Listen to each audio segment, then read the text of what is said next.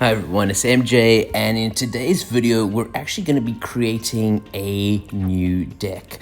And the deck that we're going to be building, it's the new Sinistcha tea. I think it's called Sinistcha matcha. Let's go. We can kind of sort and find it. The reason for it is we entered a tournament yesterday with Lugia and we lost. We lost to this guy. So I'm not entirely sure how many of each of these cards that they put into the deck. But that's what this video is building this Sinistcha deck. So we need the baby, which is Poltergeist. So let's... some of them are really difficult to pronounce. And this one was the one that my opponent played. And I think the reason for it is, as long as this Pokemon is on your bench, prevent all damage from effects of attacks from your opponent's Pokemon done to this one. So doesn't have as much energy, as much HP as this other one, but this one, yeah, it doesn't really. You might as well go for the weaker one because of that ability. Now, the other Pokemon that they had was, of course, Teal Mask. Teal Mask is huge in any grass deck, even in other decks, just because of that ability of the Teal Dance. Attach a basic energy and you're drawing a card. That is a very, very nice win. I also saw them playing a Greninja. So, okay, of course, Greninja's going to be in the water type. So they played a Greninja because what you essentially want to do here is get your energy into the discard pile, because then you can do this thing called rebrew, which means put 2 damage counters on one of your opponent's Pokemon for each basic energy card in your discard pile. Then shuffle those energy back into your deck. So what they also played with this was the following Pokemon. And I'm going to try and spell his name. We call him the Santa's Sleigh Carrier. Wordia, and it's of course got this beautiful attack Frontier Road. Once during your turn, when this Pokemon moves from your bench to the active spot, you may move any amount of energy from your other Pokemon to it. So you load up all of these teals, throw it onto this guy, and you're in for quite the attack. Now, energy, I think my opponent said that they played as many as 19. That seems like a lot. Maybe we'll just play 18. When it comes to the trainers, again, we are depending a little bit on memory here to be like, okay, what exactly were they playing? Definitely saw these bug catchers. That was quite a big one. What else did they play? Did I see a Defiance Band? I think there might have been a Defiance Band. Earthen Vessel. I mean, it makes sense to have that in a deck like this. Energy Switch. We did see a few of those. And I mean, because of all these item cards that we're loading up here, we might as well put in some Arvins. We don't really need Boss's Orders too much because of the fact that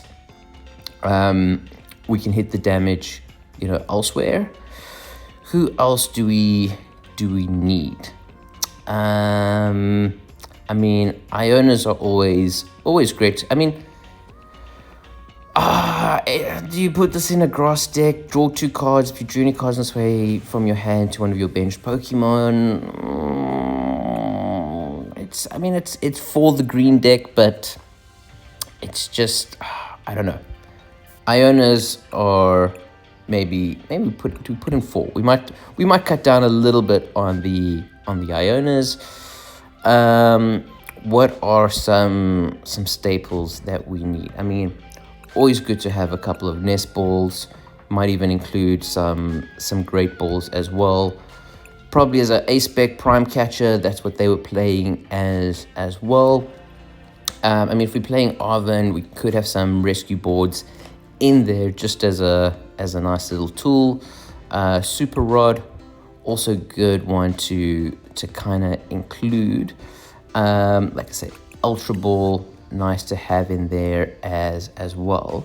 Or maybe, I kind of feel like maybe Unfair Stamp is, for a deck like this, could be a little bit better.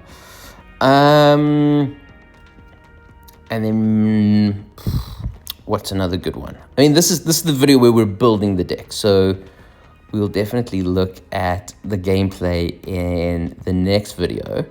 So who else shall we put in a deck like this?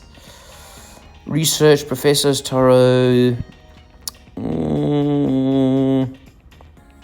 I guess, you know what, as we play the game, we'll realize what we kind of need. I feel like a Night Stretcher could be a nice one to also include. And I think maybe we should have some more supporters. Let's get in some more supporters. So how do we filter for supporters? Filter, oh, there we go. Let's go supporters. I mean, there's 99 supporters to kind of choose from. There's the one that does the extra 30 damage. That's the guy that I am looking for. That's different types, so that's not going to be too useful for us. Is it this guy? He does the extra, yeah, to your opponent's active. Let's maybe add 2 of those, or maybe just 1. Kind of put it in there.